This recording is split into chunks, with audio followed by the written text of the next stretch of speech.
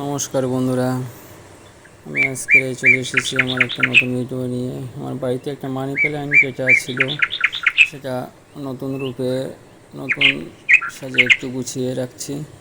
তো তার জন্য বাড়িতে নিজে হাতেই তৈরি করে নিচ্ছি একটা মস স্টিক। নারকেলের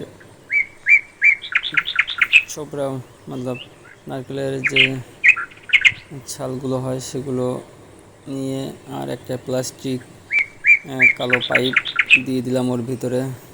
যেহেতু যেগুলো বাজারে মনস্টিক যেগুলো পাওয়া যায় সেগুলোর ভিতরে সাধারণত কাঠের লাঠি দিয়ে দেয় একটা, কিন্তু সেটা দীর্ঘদিন জল খেয়ে খেয়ে ওটা পচে নষ্ট হয়ে যেতে পারে। সেই জন্য আমি নারকেলের ছোবড়াগুলো ছিঁড়ে নিয়ে কুচিয়ে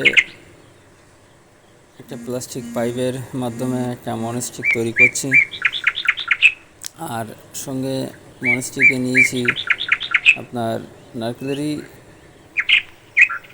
ছোবড়া দিয়ে তৈরি করা কাতা। সেই রশি দিয়ে বেঁধে নিচ্ছে বেশ সুন্দর করে। বেঁধে নিয়ে আমরা একটা সুন্দর মনস্টিক তৈরি করে ফেলেছি। তো এখন এই মনস্টিকটা দেখুন কত সুন্দর হয়েছে, ঠিক আছে।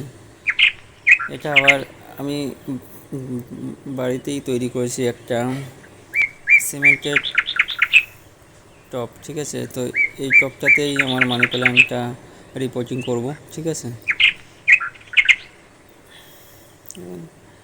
কিছু বালি মাটি এবং সার মাটি মিশিয়ে একটা মিশ্রণ তৈরি করেছি। সেই মিশ্রণটা টবের মধ্যে দিয়ে আর কিছু কোকোপিট তৈরি হয়ে গেছে, যেটা আমি ওই মসেস স্টিক বানানোর সময় নারকেলের ছোবড়াগুলো থেকে বেরিয়েছে সেই কোকোপিটটা দিয়ে দিলাম এবং বালি মাটি মিশ্রিত যে মিশ্রণটি আছে সেটা দিয়ে দিচ্ছি। তারপরে মসেস স্টিকটা বেশ সুন্দর করে ওখানে লাগিয়ে তার সঙ্গে আমার যে মানি প্ল্যান্টটা ছিল ওটা হচ্ছে লতিয়ে 3-4টে গাছ হয়ে গেছে একসঙ্গে। একটা গাছ থেকে 3-4টে গাছ হয়ে গেছে। তো আমি 3-4টে গাছ তো এখানে আমার প্রয়োজন নেই, দুটোই গাছ এর থেকে নেব, নিয়ে এখানে রাখবো, বাকিগুলো এর থেকে আলাদা করে দেব, ঠিক আছে। বন্ধুরা,